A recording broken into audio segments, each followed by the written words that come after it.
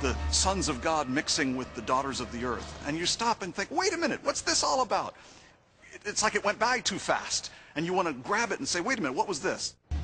The Book of Enoch offers a disturbing vision of the fall of the angels who lust after earthly women.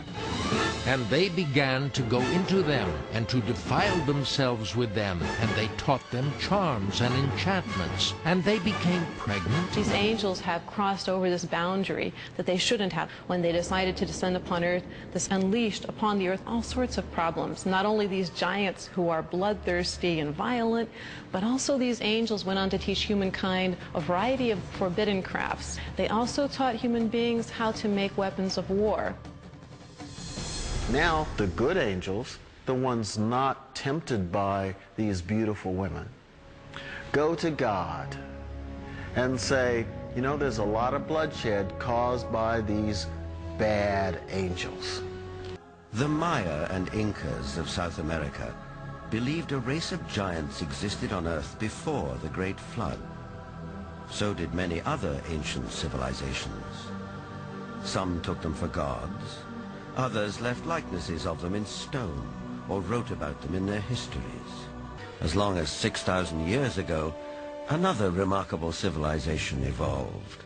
Its people were the Sumerians, who had an extraordinarily advanced culture.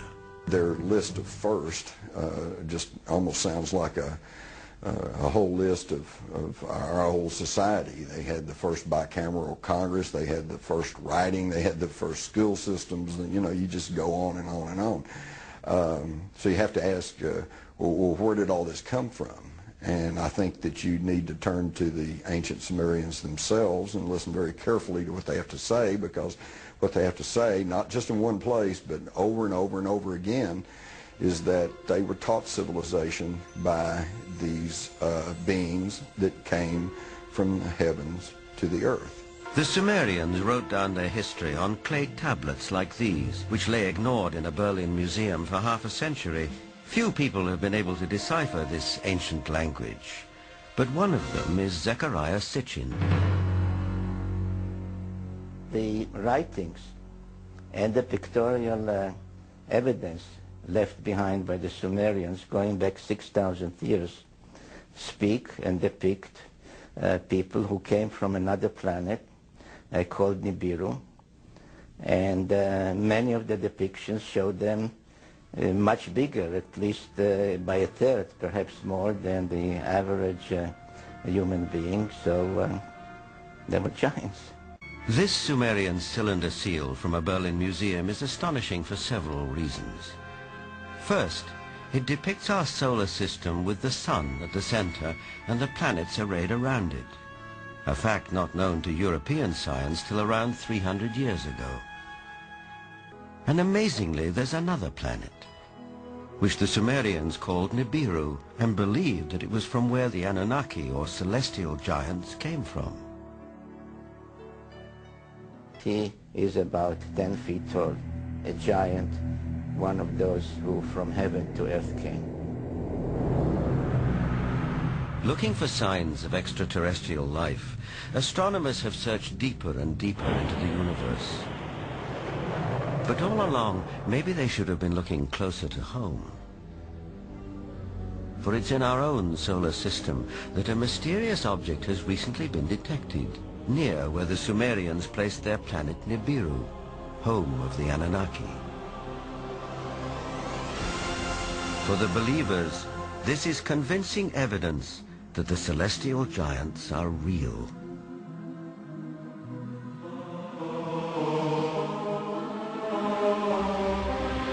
The ancient Sumerian text, just in a very broad overview, basically tell us that more than 400,000 years ago, that these Anunnaki came from space and landed on the earth in the Tigris-Euphrates Valley.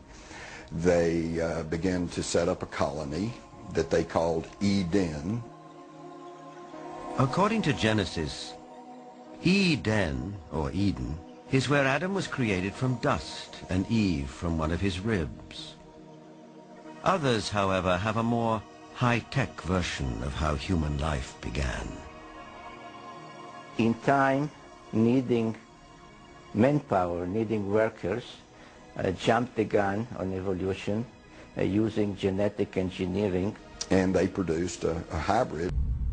Legend has it that when the Anunnaki came back after several thousand years to see how their genetic handiwork had turned out, they found the Earth females irresistibly attractive. That's us? That's us. Basically, the Anunnaki said in their writings that the Sumerians left behind, we shall make the Adamu. They called their slave servant Adamu plural, which comes down to us in the Bible as the Adam. We shall make the Adamu in our own image, after our own likeness, word for word in the Bible, and they did that. So no, wait a minute. You're look saying like... that we, the modern race of people, were genetically engineered by this superhuman race of aliens that came from other planets. And that we look like them. In the cylinder seals that we have, the 5,000 or so cylinder seals that we have out of the Sumerian culture, depicting gods and humans on the same cylinder seal at the same time, they always look the same. How did we lose 2 chromosomes? All primates have 48 chromosomes. We have 46. That is an awful lot of DNA. Where did it? If you read the Sumerian texts, the Anunnaki flourished from around 400,000 years ago, and by the way, they called where they lived in the Tigris-Euphrates Valley, the Eden. That was their word for where they lived. We've heard Adam, and we've heard Eden. Well, it turns out that a lot of the Old Testament is an attempt to rewrite the Sumerian epics of creation because they were considered to be the guys with the word. I have to break here. Accounts of godlike visitors abound. For example, in the books of the Tibetan Kanchur. The Kanchur consists of over 1,000 volumes containing the holy texts of Lamaism. Their secret code is the most complex ever devised.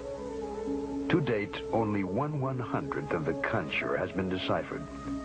The resulting translations are full of references to gods appearing in the sky, of the luminous pearls and transparent spheres in which they lived. In the fragmentary histories from the Bible to the scripts of Babylon, there are tantalizing views of Earth, seen from the distance, seen from space, seen by whom? Was it the vision of ancient astronauts communicated to the primitive population of a still young planet Earth? The search for humanity's first possible contact with alien beings in prehistoric times leads to an unlikely place. To the Bible's earliest chapters, to the book of Genesis. When the sons of God came in unto the daughters of men, and they bore children to them. Genesis 6:4. Exactly who were the sons of God mentioned in the text? The original Hebrew word is Nephilim. One translation of the word Nephilim is the men who came down, or those who came down, meaning those who came down from the sky.